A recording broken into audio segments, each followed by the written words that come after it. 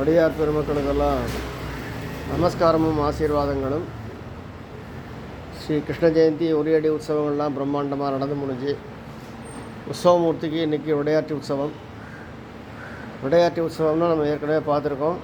விடை ஆற்றுவித்தல், பகவானை பார்க்குறதுக்கு வெளியூர்லேருந்தெல்லாம் வந்து இருந்து தங்கி கைங்கரியம் பண்ணி பகவான் கூடவே இருந்து உற்சவகாரங்களை முடித்து கொடுத்துட்டு போகிறவா ரொம்ப வருத்தத்தோடு போவாளாம்.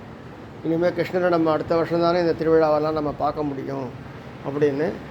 அது மாதிரி நேரத்தில் ஸ்ரீ உற்சவமூர்த்திக்கு அலங்காரம் பண்ணி அர்த்த மண்டபத்தில் கொண்டு வந்து வச்சு அவரை வாழலாம். அந்த துக்கங்களை நீக்கி நான் உங்கள் கூட எப்போவுமே இருக்கேன், நீங்கள் நினச்ச போது நினச்ச காரியங்களை நடத்தி கொடுப்பேன், கவலைப்படாத போயிட்டு அடுத்த வருஷம் சௌக்கியமாக கல்யாண பத்திரிக்கை, குழந்தை பிறந்த விஷயம், பள்ளிக்கூடத்தில் சேர்த்த விஷயம், வேலை கிடச்ச விஷயம், வீடு வாங்கி கிரகப்பிரவேசம் பண்ண விஷயம் எல்லாத்தையும் வந்து எங்கிட்ட சொல்லுங்க, சந்தோஷமாகவே இருப்பேன், நீங்கள் கவலைப்பட வேண்டாம், இங்கே இருந்தாலும் நான் உங்களை நினச்சிருந்தான் இருப்பேன்னு சொல்லி பகவான் அர்த்த மண்டபத்தில் உட்காந்துட்டு அடியார் பெருமக்களுக்கெல்லாம் சொல்லுவார்.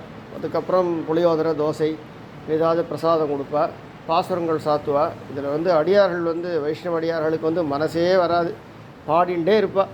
முடித்தா கண்ணனை விட்டு நம்ம போகணுமே அப்படின்னு இந்த பாராயணம் நடந்துகிட்டே இருக்கும்.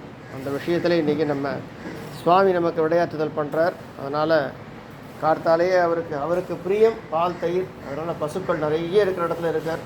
நேற்று கூட நம்ம பகவான்கிட்ட தான் பிரார்த்தனை பண்ணிட்டோம், பசுக்கள்லாம் சௌக்கியமாக இருக்கணும் அப்படின்னு. ஹரே கிருஷ்ணா, ஹரே கிருஷ்ணா, ஹரே கிருஷ்ணா.